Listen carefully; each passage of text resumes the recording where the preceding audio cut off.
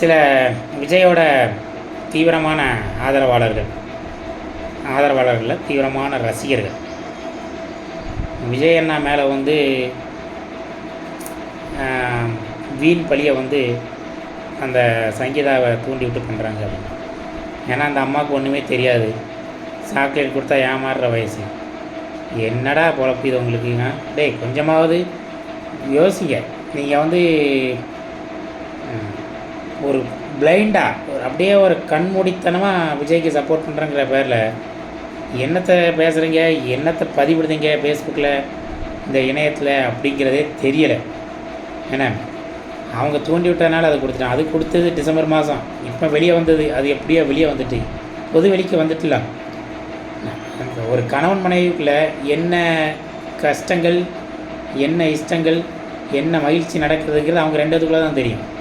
சரியா? அதே அடித்து சொல்லுது அவன் ஒரு சைக்கோ, குடும்பப்படுத்துகிறான், இன்னொரு நடிகை கூட வந்து கான்டாக்டில் இருக்கார், திருமணத்தை மீறிய உறவு இருக்குது அப்படிங்கிறாரு. இது என்ன அதுக்கு இருக்கா இந்த மாதிரிலாம் சொல்லி அதோட லைஃப்பை ஃபைல் பண்ணுறதுக்கு? அது உச்சபட்ச நடிகர், ஒரு மிக வசதியானவர், அந்த லைஃப்பை ஃபைல் பண்ணிட்டு போகிறதுக்கு அதுக்கு எனக்கு இருக்கா? முடியலை.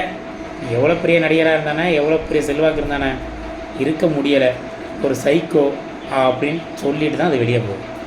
அந்த சைக்கோவுக்கு ஆதரவளிக்கிற அனைவருமே மிக பெரும் சைக்கோ. அந்த சைக்கோவெல்லாம் நல்ல நோட் பண்ணி வச்சுக்கோங்க. எதிர்காலத்தில் எல்லாருமே உஷாராக இருந்துக்குங்க.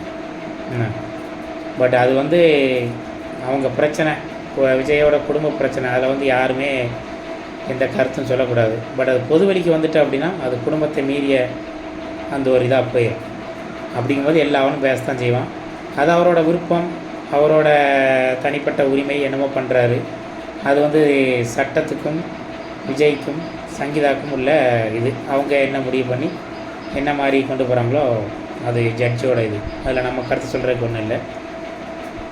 இது என்ன எதுக்காக அப்படின்னா, விஜய் அவரை வந்து தாக்கிறதுக்காக, அவரை வந்து தோக்கடிக்கிறதுக்காக திமுக தூண்டி விட்டுருக்கு அப்படின்னு சொல்கிறாங்க பார்த்தீங்களா? அதை தான் ஏற்றுக்க முடியல. இந்த மாதிரி யோசித்து பேசுங்க. நீங்கள் தற்குறிகள் அப்படின்னு சொல்கிறாங்க பார்த்தீங்களா? அதில் வந்து எவ்வித மாற்று கருத்தும் கிடையாது. தற்குறிகளாக தான் இருக்கீங்க. அதில் வந்து கொஞ்சம் வெளியே வாங்க. நீங்கள் ஓட்டு போடுங்க, அவருக்கு சப்போர்ட் பண்ணுங்கள். இருந்தாலும் அவர்கிட்ட இருக்கிற நல்லதை மட்டும் பார்க்காதீங்க, கெட்டதையும் நீங்கள் நல்லதாக பார்க்கிங்க. கெட்டதை சுட்டி காட்டுங்க, அவர்கிட்ட இருக்க கெட்டதையும் நீங்கள் நல்லதாக பார்க்கிங்க. அதனால தான் நீங்கள் தற்குறிகள்னு சொல்கிறாங்க. நன்றி.